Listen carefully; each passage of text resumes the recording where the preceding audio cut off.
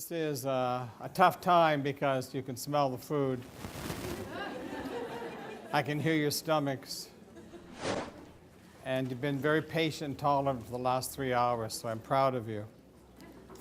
My topic is called Caught in the Middle. It's about kids who are 12 and 13. Absolutely dreadful children. Because they're not like the little babies that are cute. They're not like the little teens that can do work around the house. These are your caught in the middle guys who don't have much going for them. First of all, the girls are always 6'3" and the boys are 4'2". So you can spot them a mile away. Their hair is long, their pants are short, and they like no one or anything. And I love the comment somebody made this morning about the kids in high school never smiled when you praised them. That's right. Grade 7 and 8s, if you like them, they love you. If you don't, they hate you. And it's better to be loved. I spent 15 years beginning my career with grade 7 and 8s. So they're very close to my heart. I'd rather teach them in any other grade. Kindergartens are fun to read to for about 20 minutes. Then, hello, Una. Then I want those grade 8s brought into the kindergarten to do some good work. So this book was a thrill to write because I went back in my mind many, many decades to the first time I was in a grade 7, 8 school, and I taught on a rotary, you know, where each teacher teaches a subject. My subject was drama. Drama is a really great subject for grade 12, for ages 12 and 13 because, of course, they really want to get up in front of each other, don't they? I think I was 19. And so I went along the hallway, and here's the part I want you to listen. I went along the hallway, and I remembered every teacher on the hallway from 50 years. Every teacher. And every teacher was superb. And we sent no one to the office for the 5 years I was there. They had such strength, those teachers. They taught me so much. I was the new young guy on the block, slightly arrogant. I know that's hard to believe. But they taught me so much. And by the way, our kids were basically 14 to 17 because in those days we failed children. We knew it would help them if we failed them 3 times, they'd be really smart. And they came back to our school to get in the Army. You had to have grade 8 to get in the Army. And that's how we had so many 16-year-olds. And when I thought back to those teachers in those classrooms teaching reading, literature, we had a lot of literacy in those days. It just made me say, I want to celebrate them with a book that celebrates their lives. So in my preface, I actually have their names. I remembered every name. They're all there. And I wanted to celebrate the teachers who teach 7 and 8 because you guys who get them ready for us, we love you. You do a great job. You guys who work with them after we're finished, good luck. And all of us are there as a team to make childhood worthwhile. So I found 30 grade 7 and 8 teachers, 30 of them, who I considered top-notch people from 10 different school districts, separate boards, public boards, Jewish schools, everything, private schools, everybody. And I had them write the event in their life that made the most sense and the most power for the children. Here it is. Everybody got 3 or 4 pages. I edited it very strongly and had to take out 20,000 of my own words because their words were so much better. I kept cutting myself back and back. What those teachers said to me was everything I believed in about working with kids of that age. And what I loved about it was it's the same with kindergarten kids. It's the same with grade 12. The respect they need, the respect you give, the respect they give back is what it's really all about. And no child should leave us not better than when the child came. So I had the beginnings in this. We had to sort it through with the editor, wonderful editor Kate. We had to sort it through, make it into chapters, see where your story fit with his story, and come up with a product that could help teachers realize the power of the 7 and 8 kids. So I want to just go through a little bit about that. I want to begin with this slide. It took me 4 days to get the font. I'm so proud of that, Jennifer. I'm so proud of that. And if you hit the wrong button, everything turns a different color. That's the horrible part. Anyway, it's the creative, critical response to any text, whether it's screen, radio, watch, letter you read, like Lisa's letters that was so moving. It's a book, newspaper, magazine, online, email, everything. It's how you respond to that in the best, strongest way possible. So I'm not caring whether we call it technology, smart boards, whiteboards, big boards. You can use overheads if you want. What I want to know is what happens when you present that text. And if technology helps us do it better, use technology. I can't even imagine writing a book with longhand now. I couldn't even do it. My straight pen I use with ink, the nib's all worn.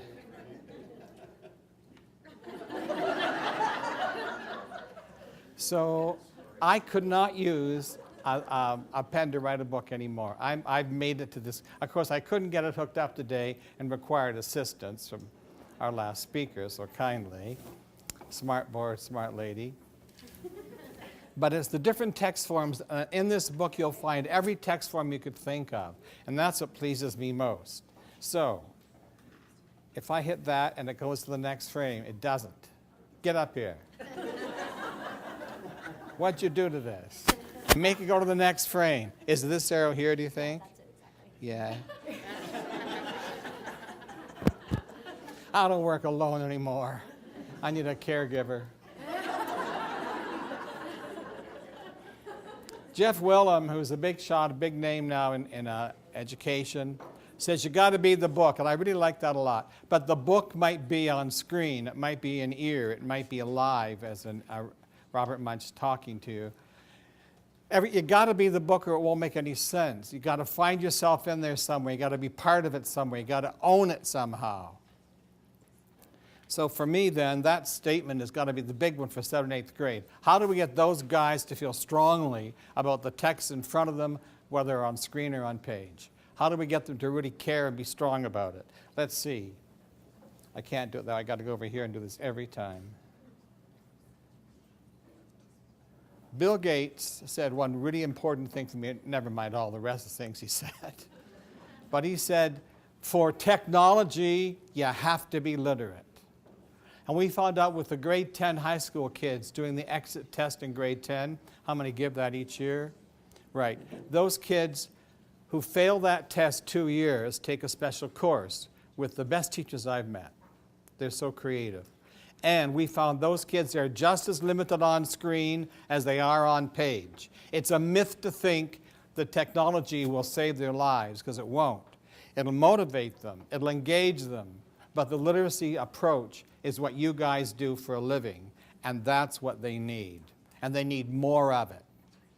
So they need to be engaged, technological, and literate. And that's what Bill Gates' message was to me. I love this book because the computer is indeed a better pencil. For grade 7 and 8s, their handwriting has always been limited. The boys had limited handwriting from the day one. And every man in this room will tell you about stories about being criticized for handwriting. Hands up those who will tell that. Thank you very much. And we are scarred because of these women who actually think the loop on the capital B matters. Let's move on. So what I love about this book is this author, Dennis Barron, says, the computer is a better pencil. My kid was the most limited handwriter I've ever met in grade 7. I took him to Sick Kids Hospital to have him tested. Maybe there's neurological difficulties. Here's was their assessment for only $1,600. You ready? Poor writer.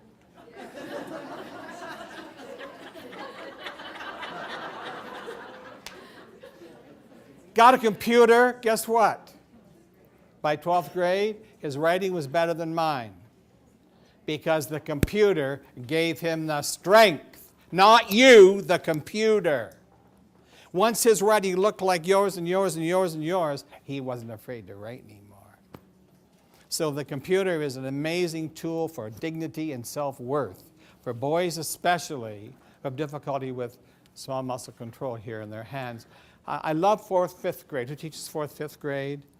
I love them because the boys never have a pencil.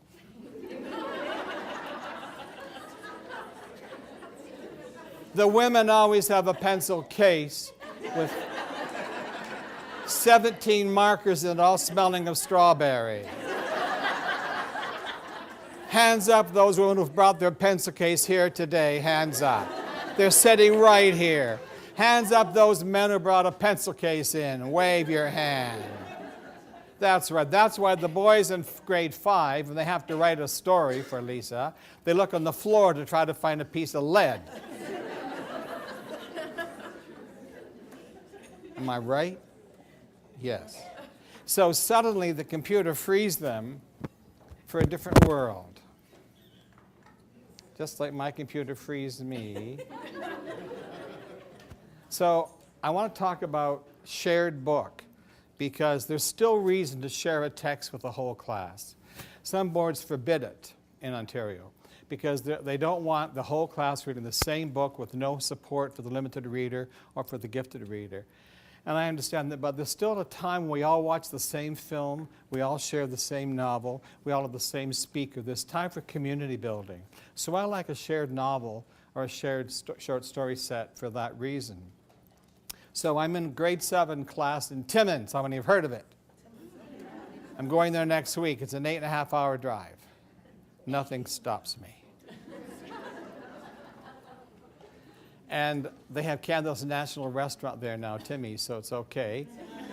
And when I'm in Timmins, I work with an all-boys class. I don't know where the girls went, but it's an all-boys grade 7, 22 boys. Now, the principal wanted a project. He's a great guy. He's smart. I write about him in that little book. And he said, I'm going to get every boy in this grade 7 class an iPad. And he did. So I get there, and they've all got their iPads. I, unfortunately, don't know what an iPad is. But that doesn't stop me for a minute. It doesn't stop any of us, does it, as we teach?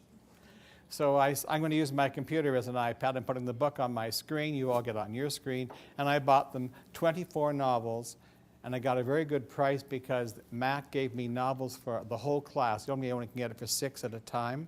I had them for everybody. Those boys, by the way, read more that year than in the past 6 years on their iPads. But here's my favorite part. I'm demonstrating how to use the iPad for reading. I turn to the smartboard. Yes, the smartboard. But I pick up a colored marker to write on it. That was wrong. As the teacher ran forward and left to wrestle me to the ground, I realized I hadn't quite achieved the smartboard rhythm. So I had a chart paper brought up with a lovely strawberry marker. And so I wrote on the marker how I'm going to teach it. When I would turn to write on the chart paper, those kids in a split second had a bowling game on their iPad. The speed, now they'd never had an iPad in their hand before. The speed of light, I would turn bowling. I would turn back novel. They needed no more help with that iPad than flying. I had a technician in the room to assist everyone. She stood at the back because they figured it out. So we began with the first story. The book was called Young Warriors. The stories were to a person boring, but I didn't know that because I hadn't pre-read it. I find if you're going to have fun, don't pre-read.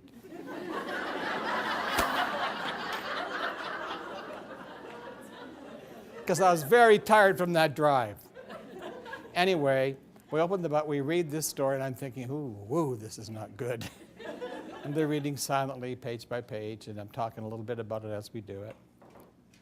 So at the end, I said, I think this guy was a hero. And the boy over there said, he was a hero of sorts.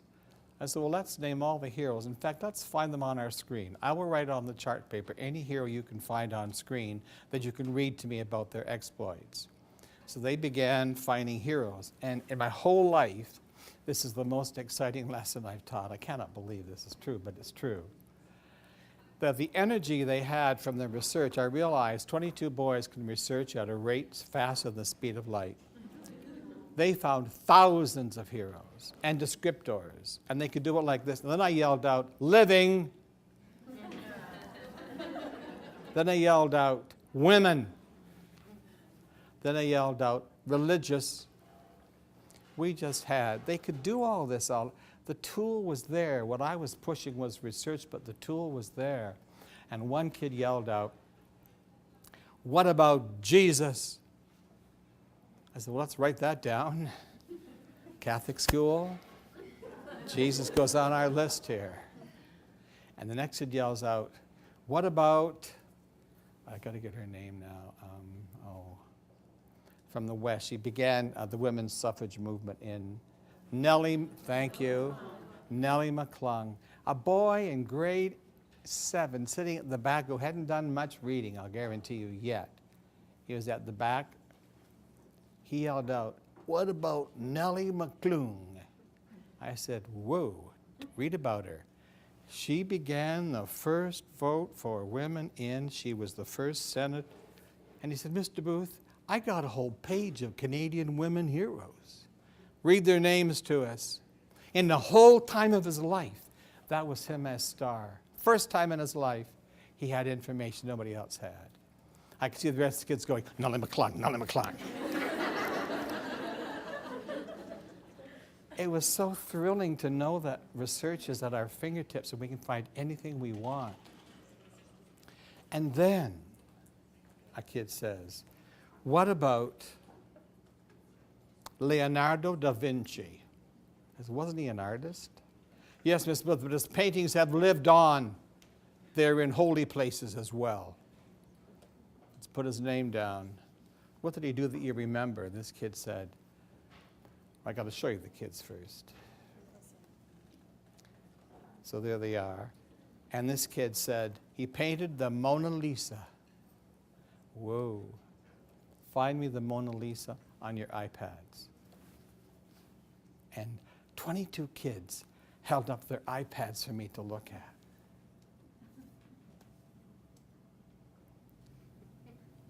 And this is what thrilled me.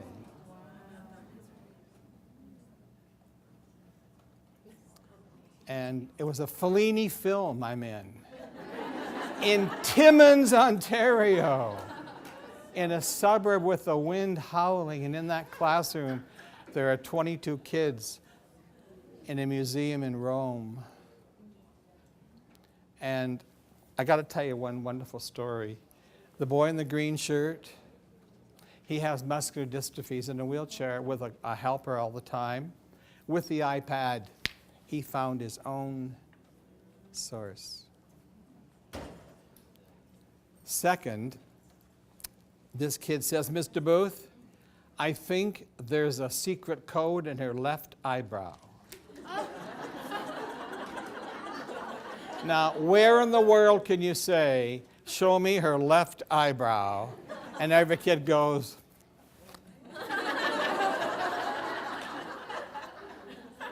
I said, when I come back, and I'm going back next week, when I come back, I want you to know that code and to break that code, that Da Vinci code.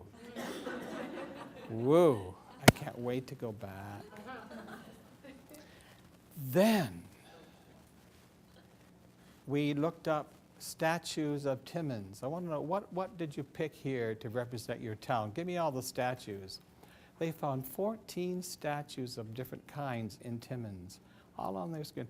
Find me the background. Who made it? What was it made for?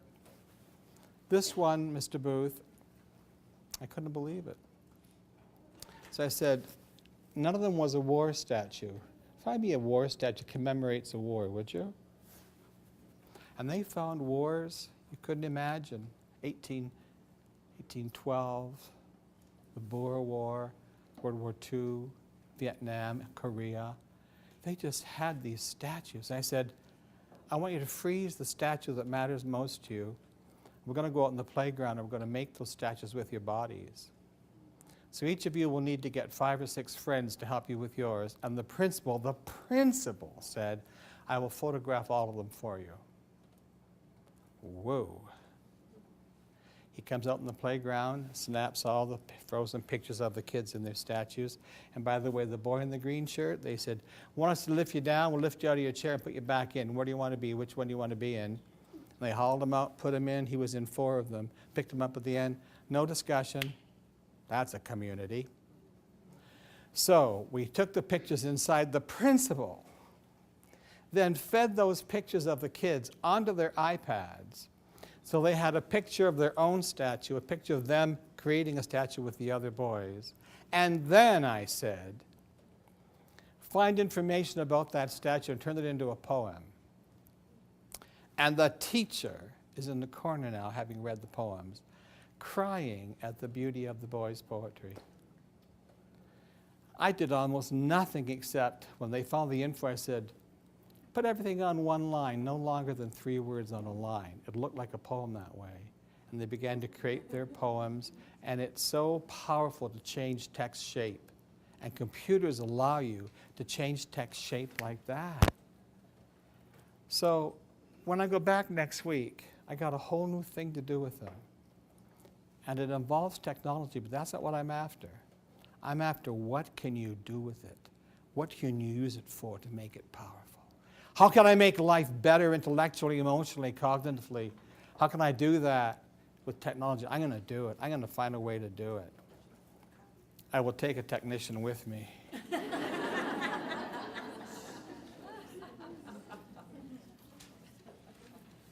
This is an interesting story.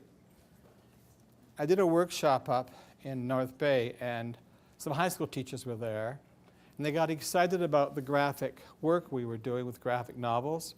They went back, and Linda, the grade 12 teacher, university-bound kids, decided to have her kids do Hamlet as a graphic novel.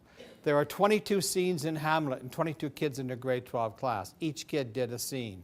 They had to take the essence of the scene, the words that mattered most, create it with cartoons or diagrams, using graphic games such as bit strips and other things. Some drew. This was, of course, hand-drawn. The kids in 12th grade had never drawn for 6 years. They'd forgotten how you do it. And lots of the work looks like grade 3 because they hadn't done it for so long. This year, here's my birthday present she gave me. It's Othello. Her next class this year has done Othello for me in color. And here's the cover the kid did. And this is a treasure. So Linda's caught fire with. So in this book, she writes about her 10th grade boys, and I picked them because they didn't make it through grade 7 and 8 very well. They are limited readers, writers. They have no self-worth. She has a whole boys class, all boys. And she had them do a project called My Bedroom, where they had to take photos of their bedroom, put them online, and Photoshop it into some kind of essay with pictures and memories. But the most important one that happened, when they brought them in, by the way, the kids could not stop reading each other. They wouldn't let. Kids will read everything if it matters. Everything. But the one they all read, she looked and they were all around this one kid, I forget his name's desk, because he'd been thrown out 2 weeks before and didn't have a bedroom. So he was staying on people's couches and basements. And the kids all said, "What will he do, miss?" And she said, "He'll do the bedroom he's in." And he did. And it's thrilling. And they wrote about that in their journals and blogs. And another kid wrote about how he slept on the couch for 12 years at his house. He never had a bedroom. And out of that little pictorial thing came this realization of who her kids were. Now, she's an amazing teacher and a wonderful woman. And I put her caught in the middle because I want you to realize the kids in 7 and 8, some of them don't leave easily. Some of them need support for the next couple of years to get strong again. And I want them in. And I have the photograph of the one boy who took photographs outside his bedroom window. and they're just stunning. So from Hamlet to photographs to graphic, oh, we'll go back a bit. Oh, I want that one. Anybody don't know who that is? Of course. You think pictures don't matter? Worth 1,000 words. Grade 7 class, Owen Sound. I pick the hot spots of the world for my trips. Corey's class. He's doing this book. Anne Frank. And they're on blogs. Do you know there were 21 entries to one blog statement about Anne Frank? This girl wrote, I think she was self-centered, because in her diary she'd written something like that. And grade 7 girls think that a lot. So 21 people responded. But here's how they responded. I can understand why you think that. I was wondering if you wanted to think about this, though. The most sensitive, creative, Corey teaches them to be caring people in their blogs, in their comments to each other. Tell me blogs don't matter. Tell me that grade 7s will write 21 entries. Kids who won't write, my kids don't like to write. It's because they're writing crap. Get them to write about that face. That's power. Then, I'm in another classroom. I think it's Bracebridge, another hot spot. And they're doing the breadwinner. So the grade 8 teacher says, a boy said at the end of this novel, I don't believe it. I don't think women are treated that way in Afghanistan. I don't think that girls are, I think girls are going, I don't believe this. So the teacher said, well, let's find out. Wonderful comment. 3 weeks later, they had downloaded articles, YouTubes, interviewed people by phone, Skyped, brought a soldier in who'd been in Afghanistan. What's your classroom like? I want a classroom where there's a real soldier on Veterans Day. I want a classroom where we actually have real people who've been there, done it, and I want it to be a woman.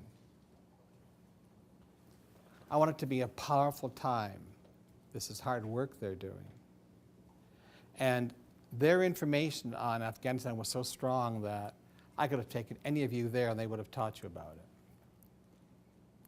So that grade 8 class took this shared common text and ballooned it into this wonderful, wonderful event. I have a grad student, his name is Arif, and he's from Bangladesh. His thesis is about teaching a village in Bangladesh to use a cell phone to text. To get ready for this. None of the people could read or write when he arrived. They all wanted a cell phone, though. And they said, well, how will you find your friend? And they said, we know how to find our friend. Now, after his year's project, their wives and sisters are on that phone, learning to read and write. They're texting at great length.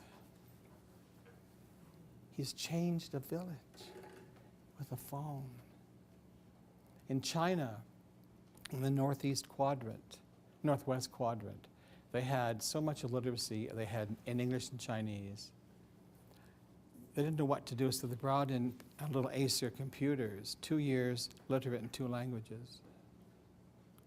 So my goal isn't the Acer computer. My goal is what you do with it.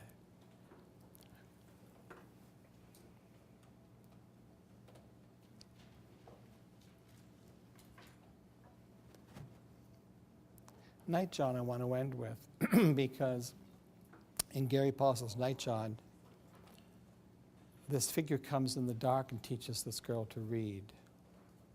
You see, it was against the law to read if you were black. And if they found you were literate, they cut off your fingers and then your hand. We've always known the danger of education, the danger of taking a class of grade 8s, making them thoughtful, mindful, compassionate citizens. Whoa, that's a danger. But the point is, You've decided to do that for your lives. And we're proud of you. Because that's our job. Nice being here.